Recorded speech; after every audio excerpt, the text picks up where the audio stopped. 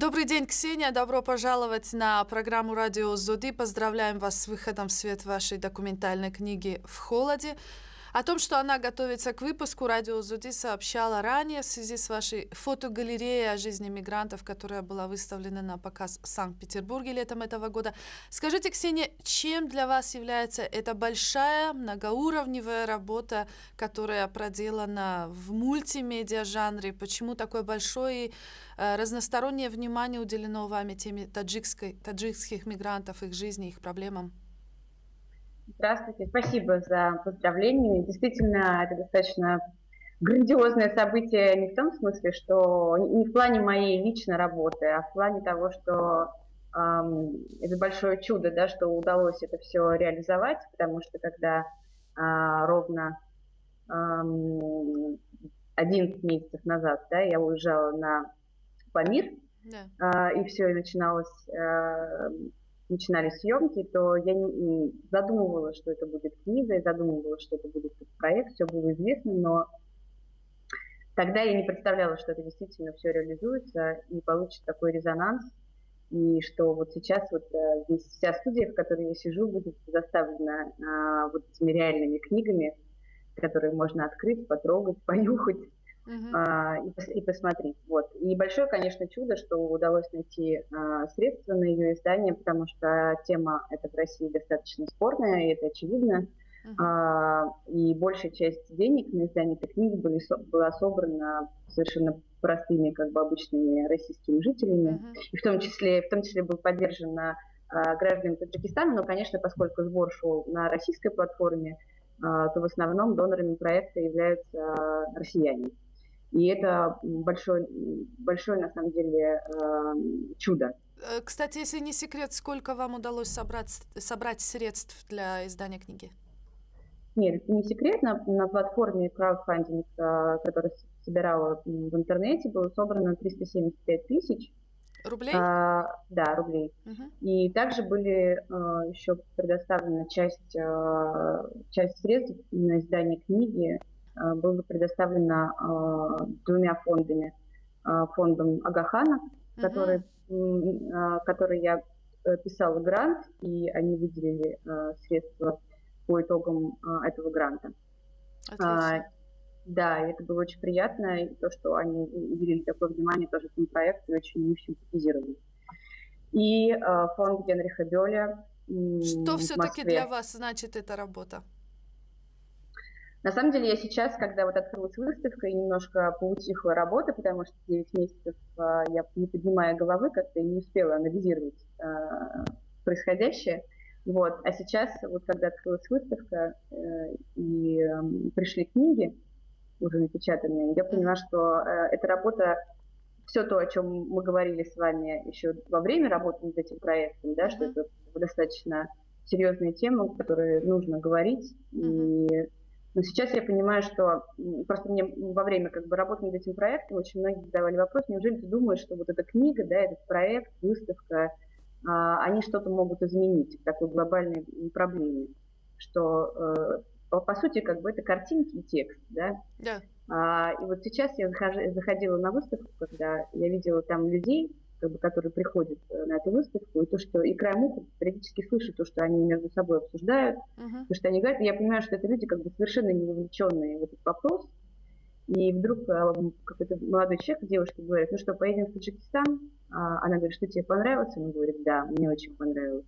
И я вижу, что люди, как бы, которые никогда, может быть, не задумывались об этом, все равно они как-то начинают вникать. То есть, и для меня это было большим таким потрясением, то, что когда я слышу вот эти отзывы совершенно простых людей, они пришли просто в галерею, они не знали даже. То есть там очень большое количество людей, которые не направленно пришли вот на эту выставку, а просто пришли, потому что достаточно большой выставочный зал, в котором большая проходимость. И я вижу, что люди вдруг останавливаются, и они вдруг как бы замедляют ход, начинают читать и вникать, и обсуждать между собой. Я понимаю, что на самом деле проект работает, а вторая часть как бы того, что чем для меня стал этот проект, это то, что это как бы такая маленькая хорошая зараза. Потому что в течение вот этих месяцев работы вокруг собирались как бы люди, единомышленники, да, Их становилось больше, больше, больше. И я слышу, что все уже как будто бы вот такой большой круг вокруг меня, который все уже как бы думают об этом, уже все говорят, уже все что-то как-то хотят поддержать.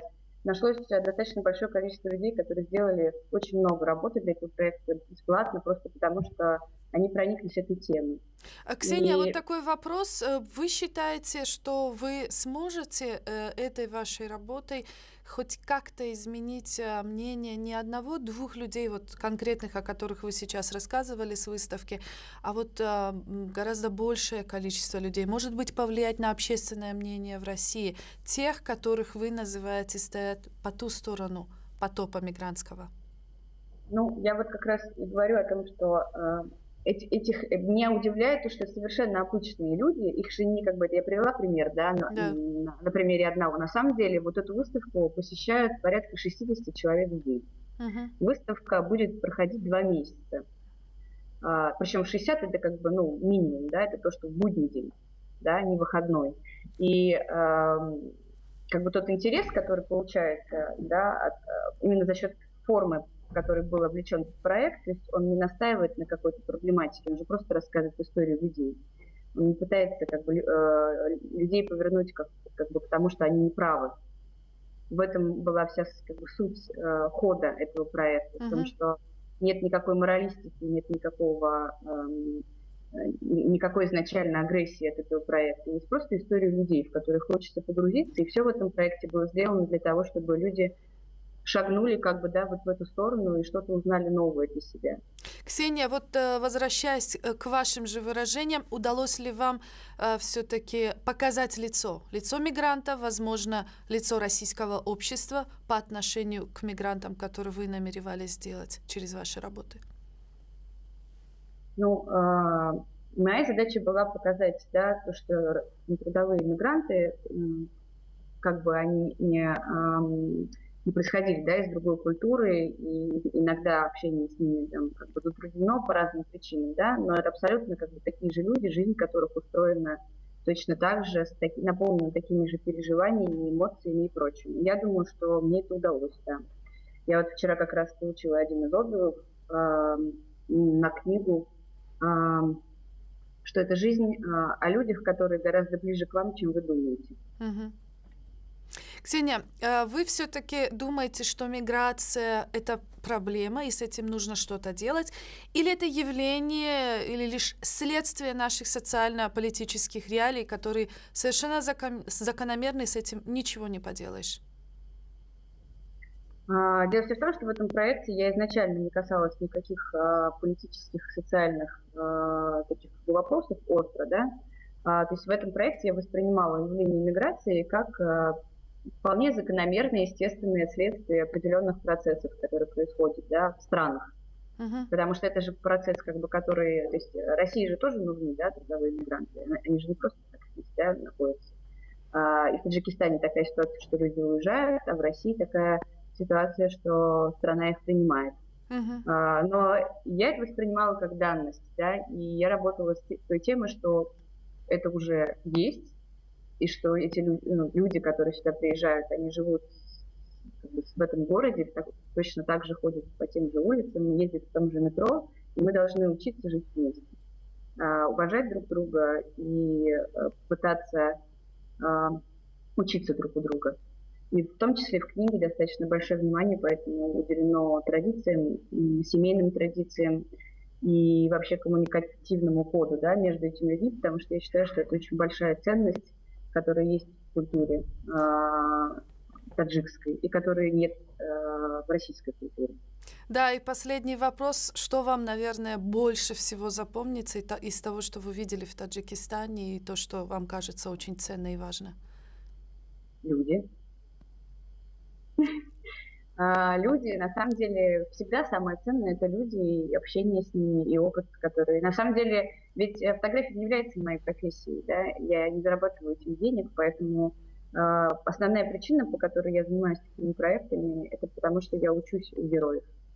Последний вопрос на самом деле. Где можно найти вашу книгу, если это можно сделать по интернету, чтобы более широкий круг ваших поклонников, читателей могли ознакомиться с вашей работой? Пока книга продается только в Санкт-Петербурге, скоро она будет продаваться в Москве и, видимо, будет продаваться еще через интернет, ее можно будет купить.